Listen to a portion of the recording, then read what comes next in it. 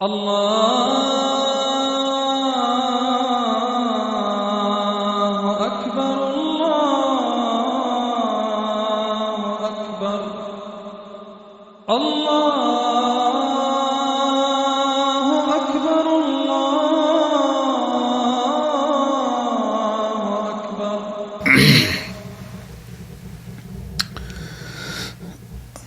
الحمد لله وحده والصلاة والسلام على من لا نبي بعده أما بعد فأعوذ بالله من الشيطان الرجيم بسم الله الرحمن الرحيم واضرب لهم مثل الرجلين جعلنا لأحدهما جنتين من أعناب وحففناهما بنخل وجعلنا بينهما زرعا صدق اللہ مولانا العظیم. معزز سامعین و ناظرین، سورہ کہف کی اس آیت کریمہ سے تین مثالیں ذکر فرمائی گئی ہیں. پہلی مثال ایک قصے کی شکل میں پیش کی گئی ہے. یہ قصہ ایک ایسے شخص کا ہے جو انتہائی ثمربار اور قیمتی باغوں کا مالک تھا. ان کے علاوہ مال اور دولت کے حصول کے کئی دوسرے اسباب بھی اس کے لیے مہیا ہو گئے تھے. دولت کی کثرت نے اسے فخر اور غرور میں مبتلا کر دیا. وہ بڑے بڑے دعوے کرنے لگا. اسے یہ غلط فہمی ہو گئی کہ یہ مالداری اور غنا اسے ہمیشہ حاصل رہے گی اور اس پر کبھی بھی زوال نہیں آئے گا. اس کا خیال تھا کہ اول تو قیامت قائم ہی نہیں ہوگی، اور اگر قیامت قائم ہو بھی گئی تو جس طرح یہاں دنیا کے اندر مجھے خوشحالی حاصل ہے، قیامت کے اندر بھی مجھے ہی خوشحالی حاصل رہے گی. اس کے جو صاحب ایمان دوست تھے، اس نے اسے سمجھانے کی کوشش کی کہ اسباب کو خدا کا درجہ مت دو، انہیں سب کچھ نہ سمجھو، اور اللہ رب العزت کو ہرگز مت بھولو. اس کائنات میں وہی کچھ ہوتا ہے جو رب العالمین چاہتا ہے، لیکن دولت نے اس کی آنکھوں کے اوپر ایسی پٹی باندھ دی تھی کہ سورج سے بھی زیادہ یہ روشن حقیقت اس کی سمجھ میں نہ آ سکی. پھر اللہ رب العزت کا عذاب آیا اور اس کے جتنے بھی باغات تھے وہ جل کر کے کوئلہ ہو گئے، اور ہر طرف تباہی اور بربادی جو ہے وہ پھیل گئی. اس تباہی اور بربادی کے بعد اسے احساس ہوا اور وہ اپنے کیے کے اوپر پچھتانے لگا کہ اے کاش میں نے اللہ تبارک و تعالیٰ کے ساتھ شرک نہ کیا ہوتا. وَيَقُولُ يَا لَيْتَنِي لَمْ أُشْرِكْ بِرَبِّي أَحَدًا، کہ کاش میں نے اللہ کے ساتھ کسی کو شریک نہ ٹھہرایا ہوتا، اسباب کو خدا کا درجہ نہ دیا ہوتا. مگر اس کا یہ پچھتاوا اس کے کسی کام نہ آیا، جس سے یہ بات واضح ہے کہ یہ شخص خدا کو مانتا تھا اور قیامت کا تصور بھی اس کے دل کے اندر موجود تھا. اور یہ جو اس نے کہا کہ ایک کاش میں شرک نہ کرتا، تو اس سے مراد فرمایا کہ شرک فی الاسباب تھا، یعنی اسباب ہی کو سب کچھ نہ سمجھتا،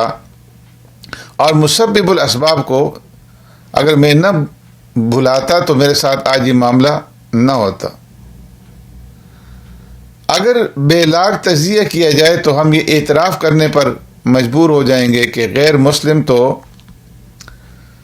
اس شرک میں مبتلا تھے ہی، بہت سارے مسلمان بھی آج اس شرک کے اندر مبتلا ہو چکے ہیں. اس میں شک نہیں کہ اسباب کو اختیار کرنا ایمان اور توکل کے منافی نہیں، مگر اسباب ہی کو سب کچھ سمجھ لینا اور مؤثر بالذات سمجھنا، فرمایا یہ یقیناً ایمان کے منافی ہے۔ اس مثال کے بعد پھر اللہ تبارک و تعالیٰ نے اگلے رکوع میں ایک دوسری مثال بیان فرمائی ہے۔ فرمایا وَاضْرِبْ لَهُم مَّثَلَ الْحَيَاةِ الدُّنْيَا كَمَاءٍ أَنزَلْنَاهُ مِنَ السَّمَاءِ، فرمایا کہ ان کے سامنے دنیا کی زندگی کی مثال بیان کر دو، اور اس کی مثال ایسی ہے جیسے زمین کی تازگی کے لیے آسمان سے ہم نے پانی برسایا، اور زمین کی تازگی اس سے مل جل کر کے ابھر آئی، زمین کے اندر خوب اناج پیدا ہوا، خوب پھلی پھولی، اور پھر یہ ہوا کہ سب کچھ سوکھ کر کے چورا چورا ہو گیا، کہ پہلے غلہ اور اناج اور کھیتی جو ہے وہ پیدا ہوئی، اس کے بعد آخر میں پکنے کے بعد سب کچھ جو ہے وہ بھوسے کی شکل کے اندر تبدیل ہو گئی، ہوا کے جھونکے اسے اڑا کر کے منتشر کر رہے ہیں۔ میں کون سی بات ہے کہ جس کے کرنے پر اللہ تبارک و تعالی قادر نہیں ہے؟ یعنی زوال اور فنا میں دنیا کی زندگی اس بارش کی طرح ہے کہ جو آسمان سے برستی ہے، اس کی وجہ سے پوری زمین سرسبز ہو جاتی ہے، فصلیں لہلہات اٹھتی ہیں، پھول کھل جاتے ہیں، ہر طرف خوشنما منظر دکھائی دیتا ہے، اور پھر اس کمال کے اوپر زوال آتا ہے، کھیتی جو ہے وہ پک کر کے مرجھا جاتی ہے، پھول مرجھا جاتے ہیں، پتے جھڑنے لگتے ہیں، فصل کو کاٹ دیا جاتا ہے، اور اسے جو ہے پیروں کے اندر روندا جاتا ہے، اور بھوسے کی شکل میں اس کو تبدیل کر دیا جاتا ہے۔ تو ایسے ہی انسان کی جو زندگی ہے، بچپن، جوانی، اور پھر اس کے اندر خوشحالی،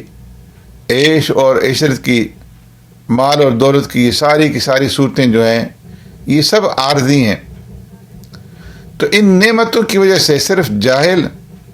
اور احمق ہی دھوکہ کا شکار ہو سکتے ہیں۔ فرمایا کہ جو اصحاب عقل ہیں وہ جانتے ہیں کہ یہ سب کچھ دنیا کی زندگی کا سامان اور زیب و زینت ہے، باقی رہنے والی اور ہمیشہ کی زندگی میں کام آنے والی چیزیں یہ نہیں ہیں، بلکہ نیک اعمال ہیں، صدقہ خیرات ہے، اور ذکر و تلاوت ہے، اچھے اخلاق ہیں، اور بنی نوع انسان کی سچی ہمدردی ہے۔ پھر اس کے بعد اللہ تبارک و تعالیٰ نے قیامت کے دن کا نقشہ کھینچا ہے کہ کس طریقے سے پہاڑ جو ہے وہ اپنی جگہ چھوڑ دیں گے، سرکار دیے جائیں گے، زمین کے پٹ جو ہے وہ کھل جائیں گے، اور سارے انسان اکٹھے کیے جائیں گے، اور ان کے نامہ اعمال انہیں دیے جائیں گے، اور انسان کہے گا کہ ہائے بدبختی، یا ویلتنا ما لہذا الکتاب لا یغادر صغیرۃ ولا کبیرۃ الا احصاها ووجدوا ما عملوا حاضرا، کہ جس وقت نامہ اعمال ان کے ہاتھوں کے اندر پہنچیں گے اور وہ دیکھیں گے تو اس وقت افسوس کریں گے کہ کاش اس کتاب نے تو نہ کسی چھوٹی چیز کو چھوڑا ہے نہ کسی بڑی چیز کو، جو کچھ انہوں نے زندگی کے اندر کیا تھا وہ سب کا سب اس کے اندر اسے وہ موجود پائیں گے، اسے حاضر پائیں گے۔ اس کے بعد اللہ تبارک و تعالی اگلے رکوع میں پھر تیسری مثال بیان فرماتے ہیں، وَإِذْ قُلْنَا لِلْمَلَائِكَةِ اسْجُدُوا لِآدَمَ فَسَجَدُوا إِلَّا إِبْلِيسَ، یہ مثال تکبر اور غرور کی ہے، اور اسے حضرت آدم علیہ السلام کے ساتھ شیطان ابلیس کے قصے میں بیان فرمایا گیا ہے کہ جب اس نے تکبر اور غرور کی وجہ سے اللہ رب العزت کے حکم کے باوجود آدم علیہ السلام کو سجدہ کرنے سے انکار کر دیا تھا، تو اس کا خیال یہ تھا کہ میں افضل ہوں، اور یہ کیسے ممکن ہے کہ جو افضل ہے وہ مفضول کے سامنے سجدہ کرے۔ اس قصے کے ضمن میں انسان کو سمجھایا گیا ہے کہ انسان کبھی بھی فخر اور گھمنڈ کے اندر مبتلا نہ ہو،